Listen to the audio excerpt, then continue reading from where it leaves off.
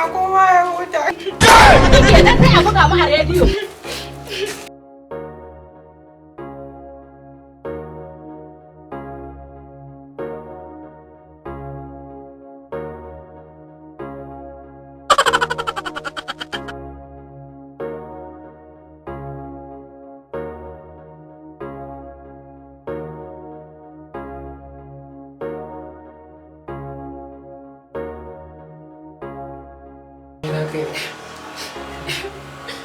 Yaya, kana kallon abin da aka ma a gidan nan bai dame ka ba, na zuba fiya-fiya. Na yadda kwalba amma ka ɗauka kwata-kwata bai dame ka ba. Ke, ita kanki ita kaina, ni da zan matsa sholin rike ni kai. Kowa ya sabga gaban shi. Kowa ya sabga gaban shi.